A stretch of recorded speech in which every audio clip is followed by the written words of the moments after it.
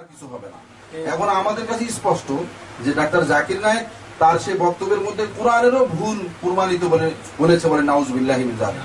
কাযযাবাত কওম নূহিল মুরসালিন, তাকে প্রশ্ন করা হলো যে নূহ আলাইহিস সালাতু ওয়াস সালামের কওমের মধ্যে তো একজন মাত্র রাসূল গিয়েছে, আল্লাহ এখানে মুরসালিন শব্দ, মুরসালের বহু বছর মুরসালিন এখানে জমা ব্যবহার করা হয়েছে, কেন বহু বচন কেন ব্যবহার করা হয়েছে? এটা কি কোরআনের ব্যাকরণগত ভুল না? ডাক্তার জাকির নায়েক বলে হ্যাঁ, এটা ব্যাকরণগত ভুল হতে পারে, এটা ব্যাকরণগত একটা ভুল হয়ে গেছে বলে নাউজুবিল্লাহি মিন যালিক। তো কোরআনেরও ভুল বলছে, এটা ইহুদি খ্রিস্টানদের পক্ষে একটা পরিপূর্ণ এবং সরাসরি দালালি, তাই না? ডাক্তার জাকির নায়েককে বলেছিল আল্লাহ নূহ আলাইহিস সালামের জাতিতে আল্লাহ শুধু নূহ আলাইহিস সালাম নামক একজন নবী পাঠিয়েছেন,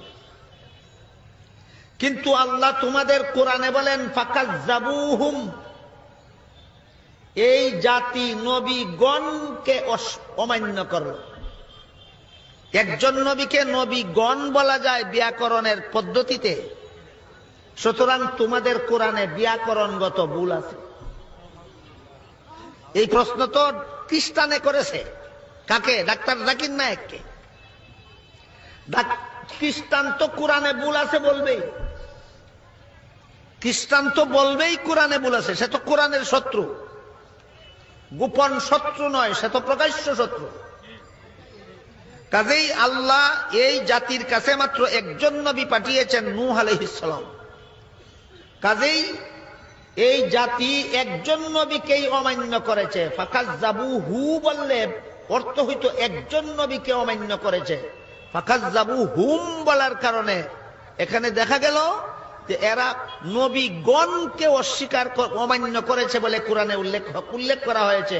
সুতরাং কোরআনে ব্যাকরণগত ভুল আছে। এই যুক্তি কার? খ্রিস্টান।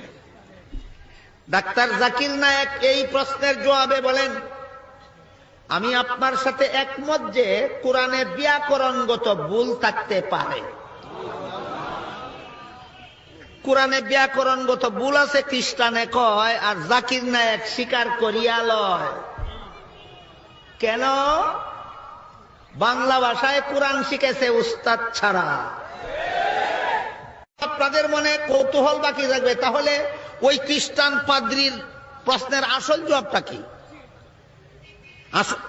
ডাক্তার জাকির নায়েকের জবাবটা তো ভুল স্বীকার করার মাধ্যমে জবাব। ভাই, আপনি খুব সুন্দর একটা প্রশ্ন করেছেন। আমি আরেকটু সহযোগিতা করতে চাই যে হ্যাঁ, আপনি সবগুলো ব্যাকরণগত ভুলের কথাই বলেন, আর আপনার হাতের বইটা লিখেছেন আব্দুল ফাদি। আব্দুল ফাদি ঠিক, ইজ দ্য কোরআন ইনফেলেবল। আমিও দেখতে পাচ্ছি, হ্যাঁ আলহামদুলিল্লাহ, আমি ভালোই দেখতে পাই।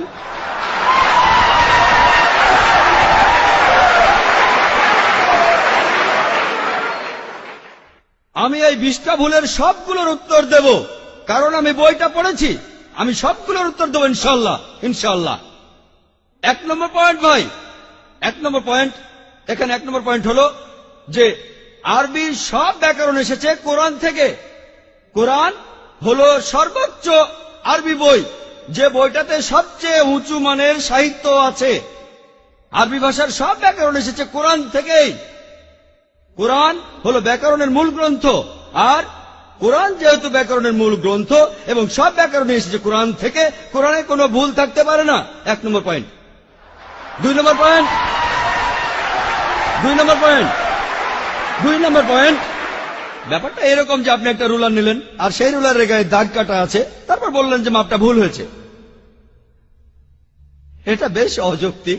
2 নম্বর পয়েন্ট, আরবে বিভিন্ন আলাদা আলাদা গোত্রে, আপনি যদি আরবি জানেন, আর ডক্টর উইলিয়াম ক্যাম্বেল আমার সাথে একমত হবেন যে আরবের গোত্রগুলোর মধ্যে ব্যাকরণ মাঝে মধ্যে বদলে যায়। কিছু কিছু আরবীয় গোত্রে যে শব্দটা স্ত্রীবাচক, অন্য আরেক গোত্রে সেটাই পুরুষবাচক।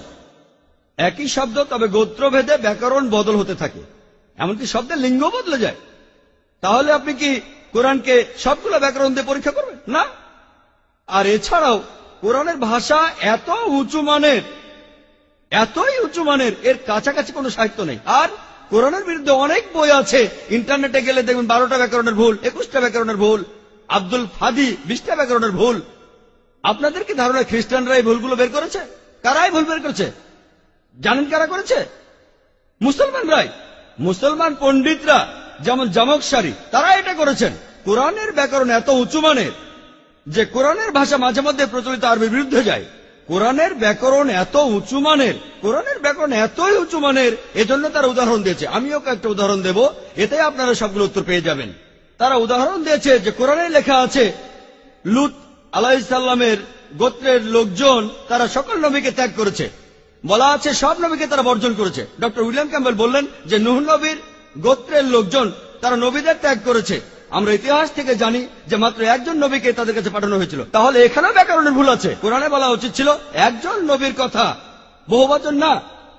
আর আমি একমত, আর আমার আপনার মতো লোকের কাছে মনে হবে এটা ব্যাকরণের ভুল। কিন্তু যদি আপনারা আরবদের লেখা বইগুলো পড়ে থাকেন, কোরআনের আসল সৌন্দর্য কি? সৌন্দর্যটা হলো কোরআনে কেন একজন নবীর কথা না বলে নবীদের কথা বলা হয়েছে। আপনারা জানেন কেন? কারণ আমরা জানি যে সব নবীদের হেদায়েতের বাণী মূলত একটাই, যে ঈশ্বর একজনই, তাওহীদের বাণী, আল্লাহ সুবহানাহু ওয়া তাআলার বাণী। লূত আলাইহিস সালামের লোকজন এবং নূহ আলাইহিস সালামের লোকজন তাদের নবীকে ত্যাগ করেছিল, আর পরোক্ষভাবে নিজেদের নবীকে ত্যাগ করে তারা সব নবীদেরই ত্যাগ করেছিল।